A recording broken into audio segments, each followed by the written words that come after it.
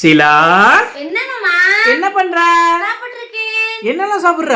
Cauliflower குழம்பு, ஆ. ரசம், சாதம். Cauliflower குழம்பா அன்னைக்கு? ஆமா, இங்க பாரு. பாத்தியா? ஆ. காலிஃப்ளவர்ல கிரேவி செஞ்சா நல்லா இருக்கும்.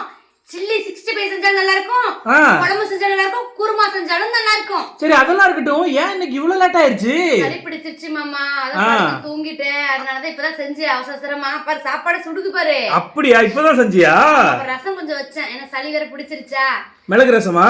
மிளகு ரசம். காலிஃப்ளவர் குழம்பு இது வரைக்கும் நீ வச்சதே இல்லையே. நிறைய தடவை வைப்பேன், நீ வெளியே போகும்போது வைப்பேன், இன்னைக்கு வீட்டுல இருக்கும்போது வச்சுட்டேன். அப்படித்தானே? அதேதான் மாமா, நீ புரிஞ்சுக்கிட்டியே. பரவாயில்ல பரவாயில்ல. ஏன்னா நான் இல்லாதப்பவே நல்லா ஸ்பெஷலா உள்ளதெல்லாம் நான் இல்லாதப்பவே செய்யறேன். சரி, தொந்தரவு பண்ணாதான் நான் சாப்பிட போறேன். சரி, அது இருக்கட்டும். என்ன கேன் இருக்குது? யார் வாங்கினது? இது மேரிமா வந்து கதவு தட்டி பார்த்திருக்காங்க. சரி. நான் எந்திரிக்கல, நான் தூங்கிட்டேன். அதனால எண்ணெய் வாசல்லே வச்சுட்டு சொல்லிட்டு போயிருக்காங்க பக்கத்து வீட்டுல. அந்த அக்கா தான் கூப்பிட்டு சொன்னாங்க என்கிட்ட. 5 லிட்டர் எண்ணெய் கேன் வாங்கினாங்களா? ஆமா, வாங்கி. அவங்களுக்கு ஏற்கனவே காசு இல்ல, ரொம்ப கஷ்டப்பட்டு இருக்காங்க. அதுல 5 லிட்டர் எண்ணெய் கேன் வேற உனக்காக வாங்கி கொடுத்துருக்காங்க. நான் உடம்பும் சரியில்ல, படுத்துட்டு எந்திரிக்க முடியல. மேரிமா வந்து கதவு தட்டி இருக்கும் போல. சரி. நான் எந்திரிக்கலையே, படுத்துட்டேன். சரி, வெளியே வந்து வந்து என்ன கேன் இருக்கு அப்படின்னு சொல்லி பார்த்தா அந்த அக்கா பக்கத்துல இந்த அக்கா சொன்னாங்க. சரி, வாங்கி வச்சுட்டு அப்புறம் என்ன பண்றது? சரி சரி, நீ சாப்பிடு. மேரி மாட்ட ஒரு வார்த்தை பேசிடு சரியா? ரொம்ப வருத்தப்படுறாங்க. பாத்தியா உனக்காக என்னெல்லாம் செய்யறாங்கன்னு.